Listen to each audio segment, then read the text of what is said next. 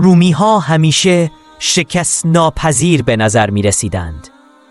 اما در صحرای سوزان عراق امروزی یک ارتش دیگر این تصور را به چالش کشید. 40,000 سرباز رومی به سمت شرق حرکت کردند، منظم، با انضباط و اطمینانمند. تا شب بخش بزرگی از آنها کشته شدند و دشمنشان نه یونانی بود نه پارسی، این بار پارتها، امپراتوری کمتر شناخته شده اما سرسخت و زیرک بودند که روم را به زانو درآوردند.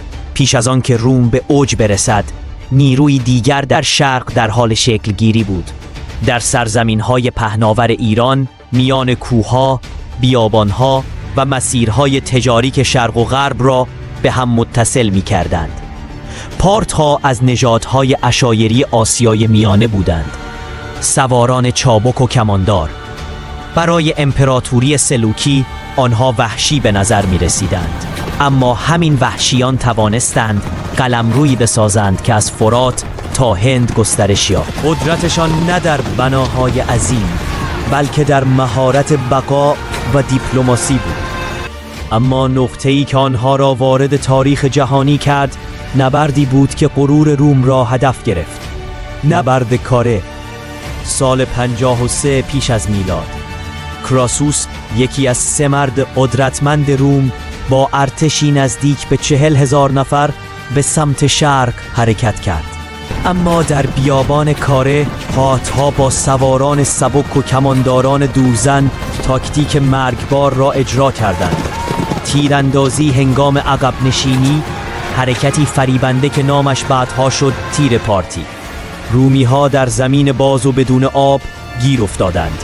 تا شب نبرد تمام شد و کراسوس نیز کشته شد. اما پارتها فقط جنگاور نبودند، قدرت واقعیشان در دیپلماسی بود. حفظ تعادل میان قبایل، مدیریت شورش‌ها و کنترل مسیرهای تجاری که شرق و غرب را به هم وصل می‌کرد.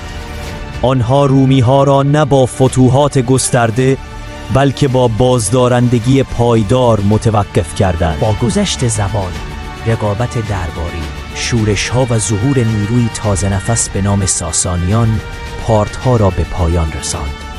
اما میراثشان باقی ماند. از تاکتیک‌های سوار نظام گرفته تا شبکه‌های تجاری و فرهنگ ترکیبی شرق و غرب، پارتها ثابت کردند که قدرت همیشه در دیوارهای سنگی یا لشکرهای عظیم نیست. گاهی بقای چند قرن را سوارانی رقم می‌زنند که استراتژی را بهتر از هر امپراتوری می‌شناختند.